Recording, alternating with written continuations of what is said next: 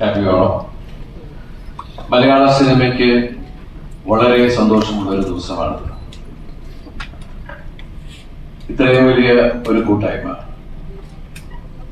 നമ്മൾ ഒരുപാട് മീറ്റിങ്ങുകളൊക്കെ പങ്കെടുത്തിട്ടുണ്ട്.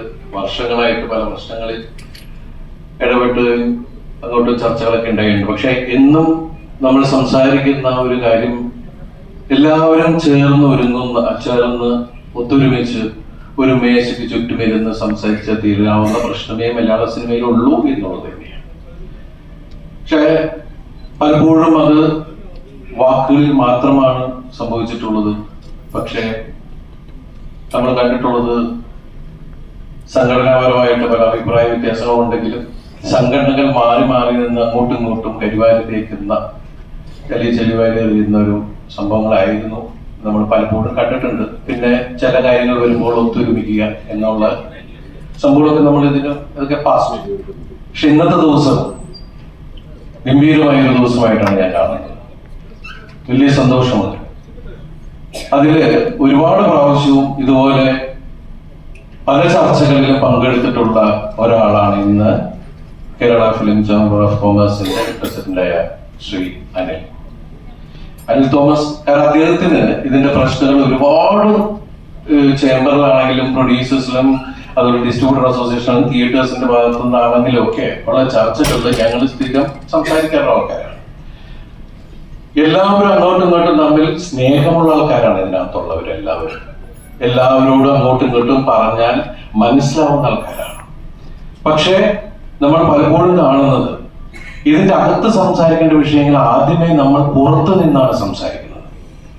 അകത്ത് നിൽക്കുന്ന ആൾക്കാർ അറിയുന്നത് ഇതിപ്പോ ഏറ്റവും കൂടുതൽ നമ്മൾ കാണുന്നത് എല്ലാവർക്കും അതായിരിക്കും താല്പര്യം, നെഗറ്റീവ് ആയിട്ടുള്ള കാര്യം. അപ്പൊ ആരെങ്കിലും ചിലപ്പോൾ ആരെങ്കിലും ഒന്ന് പ്രകോപിപ്പിക്കുന്നതായിരിക്കാം. നിങ്ങൾക്ക് പറയാനില്ലേ, നിങ്ങൾ പറയൂ എന്നൊക്കെ പറയുമ്പോൾ നമ്മൾ ആവേശിച്ചെന്ന് പറയുന്നു. പക്ഷെ ഒരു സംഘടനയുടെ അച്ചടക്കം എന്ന് പറയുന്നത് ആ സംഘടനയുടെ മെമ്പേഴ്സ്, എക്സിക്യൂട്ടീവ് മെമ്പേഴ്സിന് നമ്മൾ ജനറൽ ബോഡി അവർക്കൊരു പവർ കൊടുക്കുന്നുണ്ട്. നിങ്ങൾക്ക് പറയാനുള്ള കാര്യങ്ങൾ നിങ്ങളുടെ സംഘടനയ്ക്കകത്ത് നിങ്ങൾ സംസാരിച്ചതിന് ശേഷം മാത്രമേ അതിൽ നിന്ന് ഒരു ശബ്ദം പുറത്തു വരാൻ പാടുള്ളൂ. അതിന് പ്രത്യേകം ആരെ ഏൽപ്പിച്ചിട്ട് അവരാണ് സംസാരിക്കുന്നത്. ഇതിപ്പോ എന്താന്ന് വെച്ചാൽ നമ്മൾ കാണുന്നത് മലയാള സിനിമയിൽ കൂടുതൽ കാണുന്നത് വെച്ചാൽ ഏത് സംഘടനയിലെ ആളാണെങ്കിലും എനിക്ക് ഒരു അഭിപ്രായ വ്യത്യാസം ഉണ്ടെങ്കിൽ ഞാൻ വളരെ പുറത്തു പോയിരുന്നു പിന്നെ ചാനലിലൂടെ കാണുന്ന നമ്മളത് മാറ്റിയെടുക്കണം. ഞാൻ നിങ്ങളെ കുറ്റം പറഞ്ഞല്ല, മീഡിയനെ കുറ്റം പറഞ്ഞൊന്നുമല്ല. മീഡിയയുടെ എല്ലാവരുടെയും സപ്പോർട്ട് ഒരു പോസിറ്റീവ് ഇതിലേക്ക്. കാരണം സിനിമ എന്ന് പറയുന്നത് ഇന്ന് ജനങ്ങളെ ഏറ്റവും കൂടുതൽ എന്റർടൈൻമെന്റ് എന്ന് പറയുന്നത് വിഷ്വൽ മീഡിയ അല്ലെങ്കിൽ പാട്ട്, ഇങ്ങനെ ഒരുപാട് കാര്യങ്ങളുണ്ട്.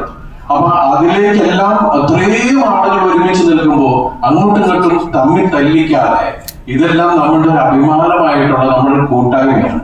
അപ്പൊ ഈ മലയാള സിനിമ ഗംഭീരമായിട്ടുള്ള നല്ല രീതിയിലേക്ക് മുന്നോട്ട് പോകട്ടെ.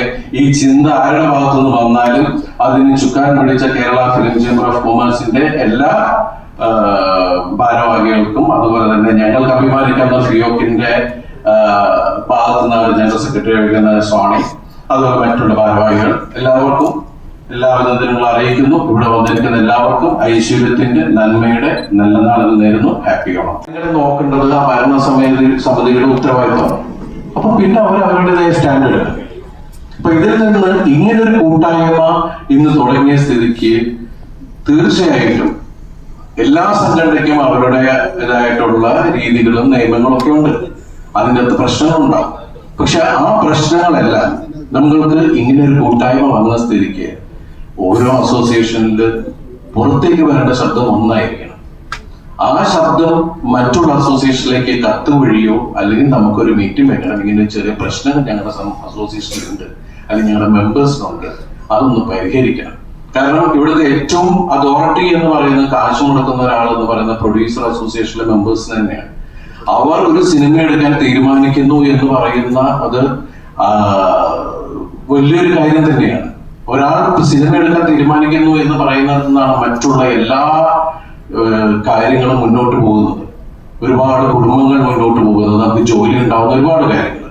പിന്നെ ക്രിയേഷൻ സൈഡ്, അതുപോലെ അതിന് തക്കതായിട്ടുള്ള കഥയും അതിന്റെ സംവിധാന രീതികളും മറ്റുള്ള ടെക്നിക്കൽ വശങ്ങളും എല്ലാമായിട്ടുള്ള ടാലന്റഡ് ആയിട്ടുള്ള, ഇന്ന് മലയാള സിനിമയിൽ അത്രയും ടാലന്റഡ് ആയിട്ടുള്ള ടെക്നീഷ്യൻസ് ആണുള്ളത്.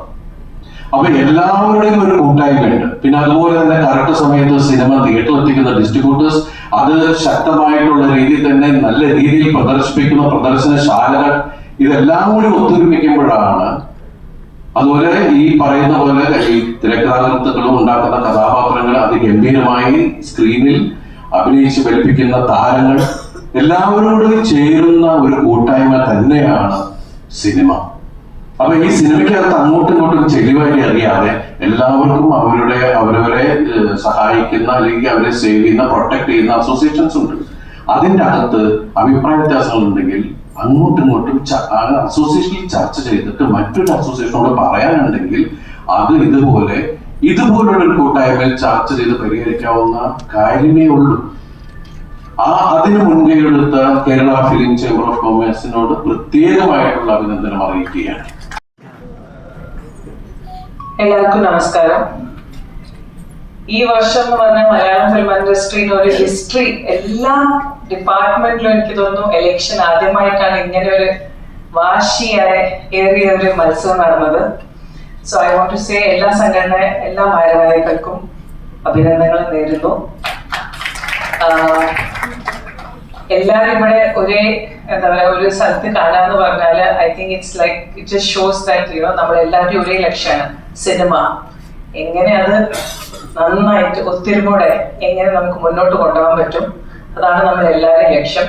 സോ എന്തായാലും താങ്ക് യു സോ മച്ച്. എന്റെ ടീമാണ് ചെറിയൊരു ടീം.